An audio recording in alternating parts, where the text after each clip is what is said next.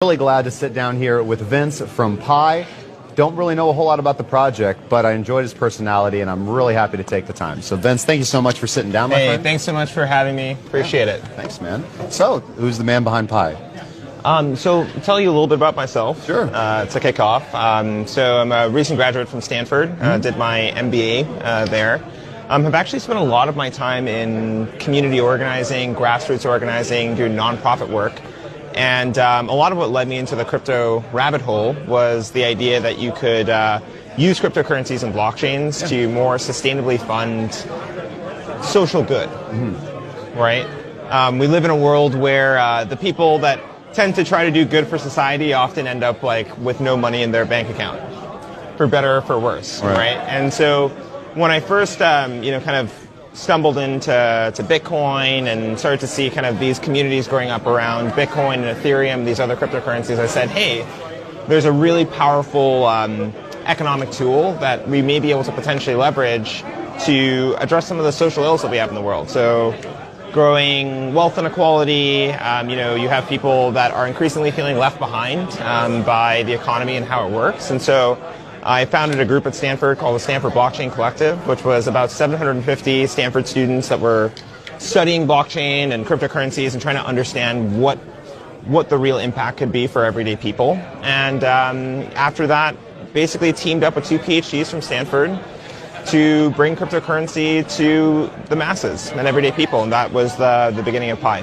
Okay, so, I mean, I'm definitely with you. Mass adoption is the key. If we don't get a lot of people using this stuff, we're not doing anything here. So, but why Pi? Why a project? And what's different about Pi? What do you? Absolutely. So, so my teammates and I, we were basically asking this question of like, okay, what would it really take for us to bring cryptocurrencies to the masses?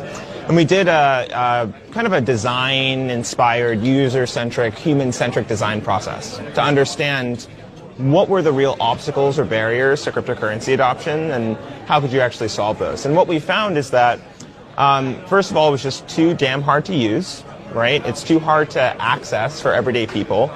And then the second thing is that the value proposition wasn't incredibly clear for people. They weren't sure exactly what cryptocurrency was or why it would make a difference for them outside of the folks that were, making money really in more speculative use cases. So trading and all that type of stuff. Right. And so we came to the conclusion that we really needed to be able to build a cryptocurrency from the ground up that was more accessible and that would give people access to what we see as kind of the killer app for blockchain, which is mining. Being able to basically contribute and participate in securing a distributed ledger and earning cryptocurrency rewards for that. And so Pi basically reimagines Bitcoin from the ground up in a way that is much more user-friendly, much easier for people to use, much more fun, and much more accessible. Okay. Now, you said, you referenced Bitcoin there. Is this, so is Pi, programmatically, are we talking about a project that's built on top of Bitcoin, or are we talking about a layer 1 blockchain? Is this a layer 2 to Ethereum? Tell me absolutely. what we're talking about here. So we actually, it is a layer 1 solution. It's actually something that we actually want to eventually be full stack. Yeah. And the reason that we made that choice is because we believe that we actually needed to make blockchain and this cryptocurrency accessible literally from the protocol layer all the way up. We actually needed to make mining the currency and the consensus algorithm something that was also intuitive and accessible to people. And, listen, I'm a huge fan of Bitcoin, and, I'm very happy for proof of work and the fact that it's expensive, and that's what basically keeps me sleeping at night, right, knowing that my Bitcoin will be secure. And at the same time, we have to acknowledge that the everyday person isn't going to, pick up a 20-page manual and learn how to set up a server in their home to mine Bitcoin, right? If they want to have a good shot at it. And so Pi uses a completely different consensus algorithm that essentially allows everyday people to actually participate in the process of securing the currency and to mine the currency from the convenience of a mobile phone application. Okay, so you guys have built a new blockchain. Yes, we're in the process of building it. Okay, yes. So layer 1 protocol.